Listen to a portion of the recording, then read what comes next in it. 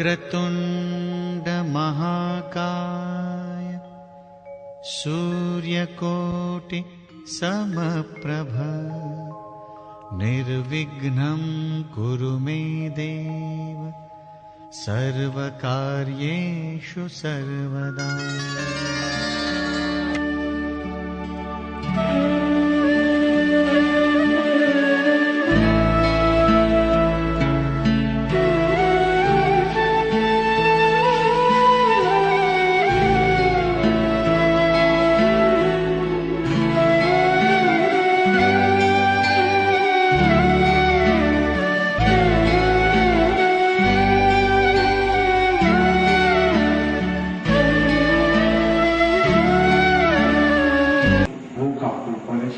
आज दुनिया में सौथी मोटो दुष्काळ सर्जायो होय तो लागणीनो छे।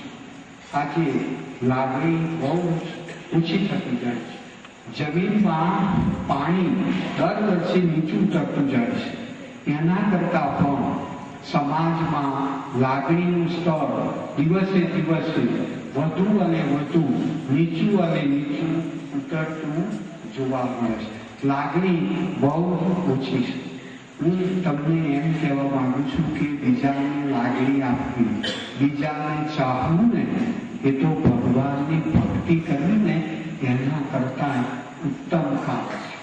પણ વર્તમાન યુગનો માનવી ચાહતને મૂકી નફરતના માર્ગે આગળ વધી ઘણા બધાને ઘેર તમે જો અનુકૂળ છો તમારા બાજુવાળા અમારે એને ફાવતું જ નથી એમની વાત જ ના કરશો। તમારા મોટા ભાઈ કે એમને અમારે ફાવતું જ નથી વાત જ ના કરશો। તમારી દેરાણી હરામખોર છે એની તો વાત જ ના કરશો। આખી દુનિયામાં તમે એકલા જ સજ્જન છો। આપણું જીવન ધીમે ધીમે ધીમે કોના તરફ ઢળતું જાય છે? નફરત તરફ। યાદ રાખજો, જો હું તમને નફરત કરીશ ને તો મારું જીવન તો બરબાદ થાય છે, સાથે સાથે હું તમારા જીવનને પણ શું કરી રહ્યો છું? બરબાદ કરી રહ્યો છું। આજે દુનિયાને લાગણીની જરૂર છે। આપણે બીજાને ચાહવું જોઈએ, બીજાને આપણી લાગણી પહોંચાડવી જોઈએ। બીજાને ચાહવું એ ઈશ્વરની ભક્તિ જેટલું પવિત્ર કામ છે। લોકો એમ કે તમે બીજાને ચાહો છો, બગડી ગયા, કળિયુગ આવી ગયું, ફટાફટ ધરતી ફાટી જશે। બીજાને તમે ચાહો, બીજાને લાગણી બતાવો, એમાં ધરતી ફાટી નથી જવાની। પ્રશ્ન એટલો છે કે તમારી ચાહત, તમારી લાગણી અણિશુદ્ધ, પરિશુદ્ધ, એકદમ ગંગાજળ જેટલી પવિત્ર હોવી જોઈએ।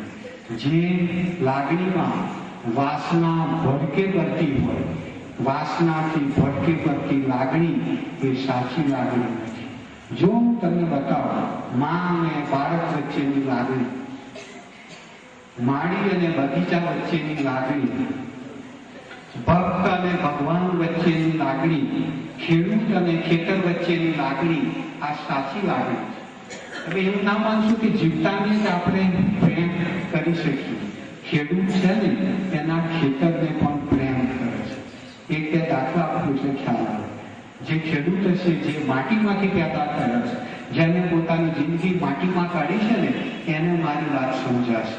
બાકી જે શહેરમાં જન્મેલું, શહેરમાં બોટલના દૂધ ઉપર ઉછરેલું, એને મારી વાત કદાચ નહીં સંભળાય।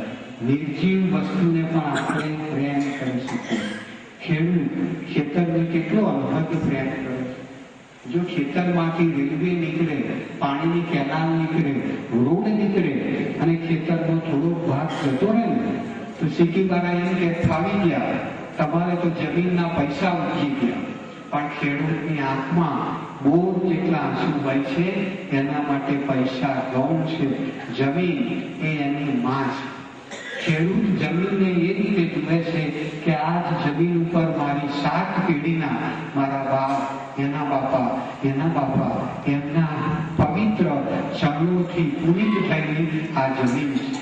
અમારી 7 પેઢીનું ભૂખ્યું પેટ આ જમીને સંતોષ્યું છે। એ લોકો જમીનને પૈસા તરીકે નથી જોતા।